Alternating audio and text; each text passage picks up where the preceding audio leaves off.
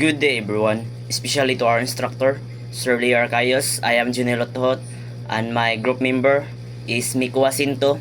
Today, we will discuss the recommended construction of watertight bulkheads in shape as per SOLAS regulations. This topic is important because watertight bulkheads play a key role in the safety and survival of the ship at sea. Bulkheads are vertical partitions that divide a ship into watertight compartments. They are designed to prevent the spread of water in case of flooding due to collision, grounding, or damage to the hull. The International Convention for the Safety of Life at SOLAS or SOLAS provides strict guidelines for the constructions, placement, and maintenance of these bulkheads. Our reports explain the types of watertight bulkheads required on ships, including the collision bulkhead, after-peak bulkhead, and maintained transverse watertight bulkheads. We will discuss the materials used, which must be strong and durable, usually steel or an approved equivalent.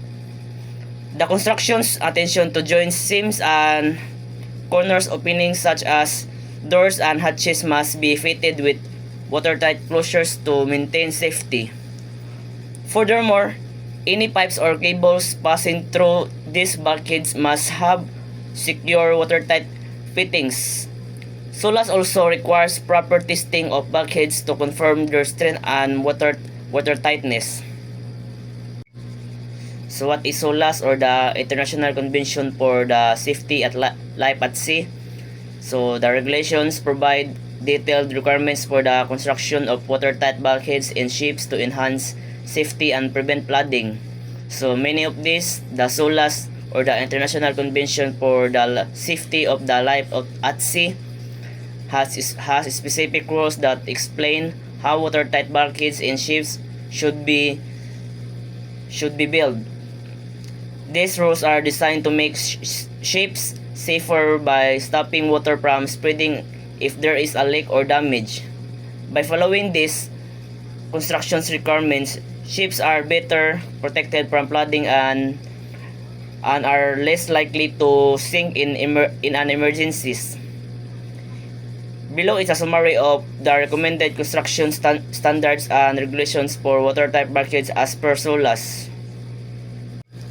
So there are types of bulkheads. SOLAS requires ships to have following watertight bulkheads. Number 1 is collision bulkheads or for-peak bulkheads. Number 2, after-peak bulkheads. Number 3, maintain transverse watertight bulkheads. So according to the SOLAS, ships must have different types of watertight bulkheads to keep the ship safe and prevent flooding.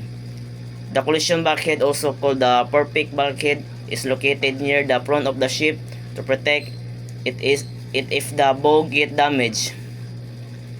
The after-peak bulkhead is placed at the back of the ship to help keep water out if there is damage at the astern. In between the ships has main transverse watertight bulkheads, which are walls that divide the ship into sections from side to side. These bulkheads help make sure that if one part of the ship gets flooded, the water won't spread to other parts, keeping the ship more stable and safe.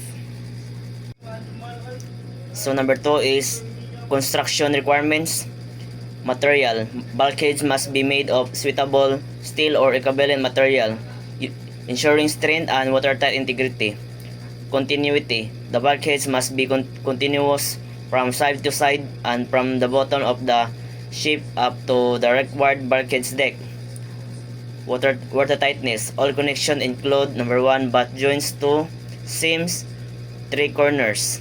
So bulkheads needs to be built using strong materials, usually steel or something equal strong, to make sure they can hold up under pressure and stay watertight. The bulkheads must be continuous, meaning they should stretch all the way across the ship from one side to side to the other and rise from the bottom of the ship of the deck where the bulkheads is required. To make sure no water can leak through all the joints, seams, and corners, the places where pieces of the bulkheads connect must be completely watertight and sealed properly. So number 3 is position of collision bulkhead located at a distance not less than 5% and not more than 8% of the length of the ship from the forward perpendicular or may vary slightly for certain ship types. So the collision bulkhead which is the watertight wall near the front of the ship must be placed at a specific distance from the front end of the ship. According to SOLAS, it should be located no closer than 5% and no farther than 8% of the ship's total length from the forward perpendicular or the vertical line at the very front of the ship. This position is important because it helps protect the ship's bow in case of the collision, though the exact placement can change a little depending on the type of the ship. Good morning, sir. I am Ishigman Nasinto from G2C. So I am here to continue the discussion. So in number 4, openings in watertight bulkheads. So watertight bulkheads are vertical walls inside the ship that divide into sections and help prevent flooding from spreading if the hull is damaged.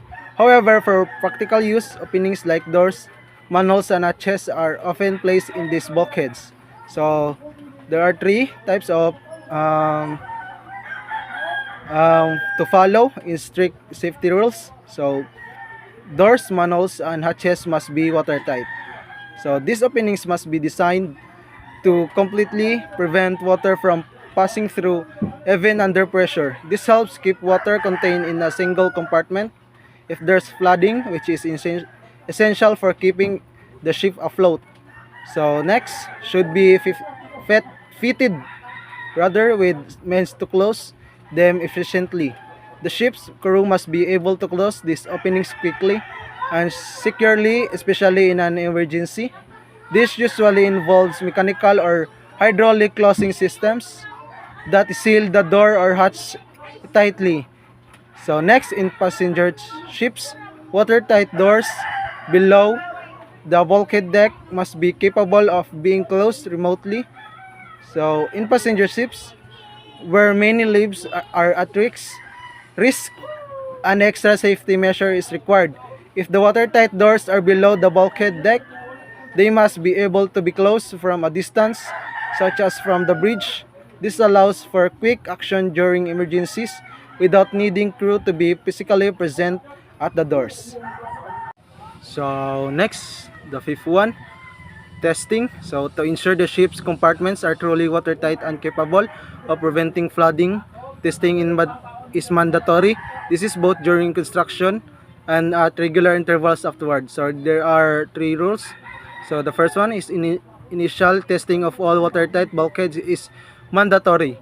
When a ship is being built or repaired, the first test of watertight bulkheads is required by law. This confirms that the bulkheads and any openings like doors or hatches are properly sealed and constructed.